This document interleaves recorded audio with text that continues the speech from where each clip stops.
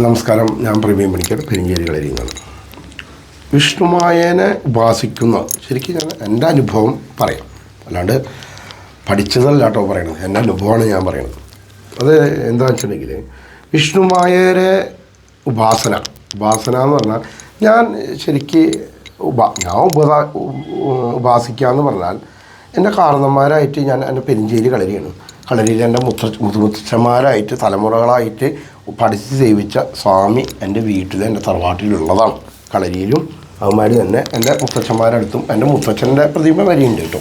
മുത്തച്ഛനായിട്ട് ആരാധിച്ച് ഉപാസിച്ച് വന്ന മൂർത്തിയാണ്. അവിടെ നിന്ന് ഒരു തലമുറ കഴിഞ്ഞു, രണ്ടാമത്തെ തലമുറ കഴിഞ്ഞു. ഇപ്പം ഞാൻ ആറാമത്തെ തലമുറയാണ്. ആറാമത്തെ തലമുറയിൽ ഒരു ഇടയ്ക്കിനെ വെച്ചിട്ട് എൻ്റെ എന്താ പറയുക, എൻ്റെ അച്ഛനുണ്ട്. അച്ഛൻ എന്ന് പറയുകയാണെങ്കിൽ ഗോപിനാഥൻ എന്ന് പറഞ്ഞ പേര്, അയാൾ മരിച്ചു പോയിട്ടോ. ഗോപിനാഥൻ എന്ന് പറയുകയാണെങ്കിൽ ജോത്സ്യനല്ലായിരുന്നു, ആൾ പെയിൻറ്ററായിരുന്നു കേട്ടോ.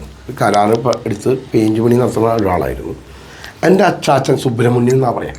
സുബ്രഹ്മണ്യൻ കണ്ണ് വൈദ്യനായിരുന്നു. അത് കഴിഞ്ഞ് കുഞ്ഞുണ്ണി എന്ന് പറഞ്ഞാൽ എൻ്റെ അച്ഛൻ്റെ പേരിട്ട ആൾ ജോത്സ്യനായിരുന്നു. കുഞ്ചു ആ ആൾ എൻ്റെ അച്ചാച്ചൻ ആൾ ജോത്സ്യനും മന്ത്രവാദിയായിരുന്നു. അതിന് ശേഷം ആളുടെ അച്ഛനാണ് എൻ്റെ മുത്തച്ഛൻ എന്ന് പറയുന്ന ആ കക്ഷി.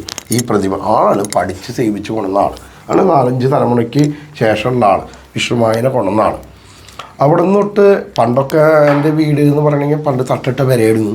അത് കഴിഞ്ഞപ്പോൾ ഈ എന്താ പറയുക, പണ്ട് തട്ടിട്ട പെര എന്ന് പറയണമെങ്കിൽ നമ്മൾ ഈ പൊളിച്ചു മേച്ചലും കാര്യങ്ങളൊക്കെ വേണം. അപ്പോൾ പിന്നെ ഓല തിരിയണ ഒരു സ്വഭാവമുണ്ട്. പണ്ടത്തെ വീട്ടിൽ ചോർച്ച വരുമ്പോൾ മഴക്കാലം വരുമ്പോൾ ഓടിൻ്റെ ഇടയിൽ ഓല തിരുകും, പനോലയില്ലേ. അങ്ങനെയൊക്കെ വന്നു കഴിഞ്ഞ് ലാസ്റ്റ് ബുദ്ധിമുട്ടിയപ്പോൾ നമ്മൾ അച്ഛനോട് പറഞ്ഞത് നമുക്ക് വീട് വയ്ക്കാൻ പറഞ്ഞിട്ടൊരു വീട് വെച്ചു. അത് കഴിഞ്ഞ് അപ്പോൾ പിന്നെ ടെറസല്ലേ വയ്ക്കുള്ളൂ. അത് കഴിഞ്ഞ് അപ്പോഴൊന്നും എനിക്ക് സ്വാമിയുടെ അനുഗ്രഹം കിട്ടിയിട്ടില്ല. എൻ്റെ എത്ര തലമുറയായിട്ട് ആരാധിച്ചു വന്ന ആളാണ്. അത് കഴിഞ്ഞിട്ട് ഞാൻ വീട് വെച്ചു. പിന്നെ കൊറോണ വന്ന സമയത്താണ് വെച്ചത്. 2018 ഞാൻ വീട് വെച്ചു. പിന്നെ കൊറോണ വന്ന് പുറത്തേക്ക് ഇറങ്ങാനും പറ്റില്ല. ആർക്കും പോലും ഞാൻ ജോത്സ്യനാണ്, നോക്കാനും പറ്റില്ല, നമുക്ക് പൂജിക്കാനും പറ്റില്ല, ഒന്നുമില്ല. അതിപ്പോൾ ഫുള്ള് ലോക്ക്ഡൗണല്ലോ. ഇവിടെ നിന്ന് പിന്നെ ആർക്കായാലും ലോൺ മുടങ്ങി കടവും കാര്യങ്ങളൊക്കെ വരുമല്ലോ. അപ്പോൾ നമ്മൾ ലാസ്റ്റ് വിഷ്ണുമായേനെ ഞാൻ അകമഴിഞ്ഞ് പ്രാർത്ഥിക്കാന്നാണ്. പിന്നെ നമുക്ക് ഈ ലോക്ക്ഡൗൺ കാര്യങ്ങളുടെ സമയത്ത് സ്വാമി അല്ലാണ്ട് രക്ഷയില്ല. കാലത്ത് വന്ന് പൂജിക്കുക, വൈകിട്ട് പൂജിക്കുക. ഇത് കഴിഞ്ഞൊരു 4-5 വർഷം, അതായത് 2024 ആയപ്പോഴേക്കും ശരിക്കും സ്വാമി എന്നെ അനുഗ്രഹിച്ചു എന്ന് തന്നെ പറയാം. സത്യമായിട്ടുള്ള കാര്യം. കാരണം ഞാൻ അതുവരെ ആരാധിച്ചിട്ട് ഇതുമാതിരി അകമഴിഞ്ഞ് എന്നെ സഹായിക്കുന്നൊരു സ്വാമി ഇല്ല. സ്വാമീനെ അതാ പറഞ്ഞത്, നമ്മൾ സ്വാമീനെ 41 ദിവസം വ്രതമെടുത്ത് ദീക്ഷയെടുത്ത് വിഗ്രഹാരാധന നടത്തി. അപ്പം തന്നെ നമുക്ക് ഒരു അനുഗ്രഹം കിട്ടില്ല. എന്നാൽ ചിലപ്പോൾ ഓരോരുത്തരുടെ സമയം കൊണ്ട് കിട്ടിക്കൂടായിക്കില്ല കേട്ടോ.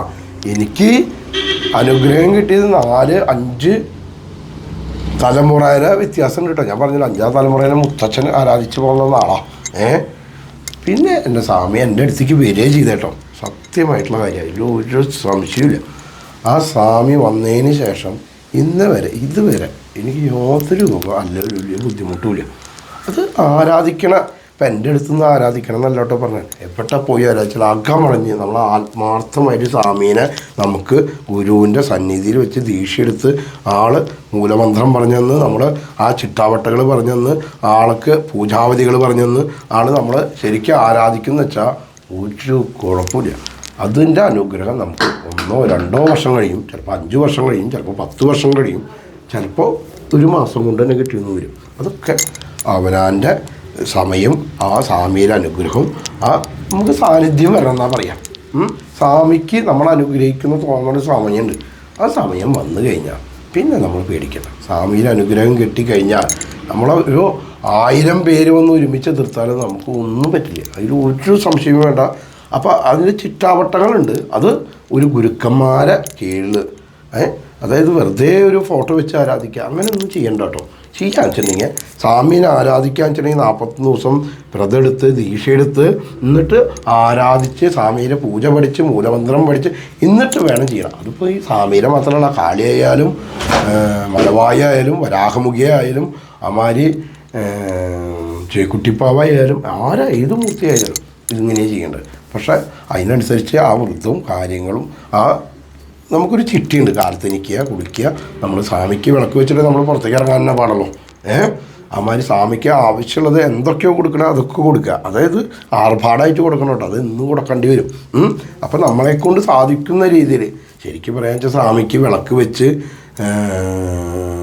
ചന്ദനം കൊണ്ട് പൂജിക്കുക, പുഷ്പം കൊണ്ട് പൂജിക്കുക, ധൂമം കൊണ്ട് പൂജിക്കുക, എന്നിട്ടൊരു മലർ നിവേദ്യം വെച്ച് പ്രസാദം ആൾക്ക് നിവേദ്യം സമർപ്പിക്കുക, എന്നിട്ട് എന്നും പ്രാർത്ഥിച്ച് കർപ്പൂരാരാധന നടത്തി തൊഴുത് പ്രീതിപ്പെടുത്തി വരിക.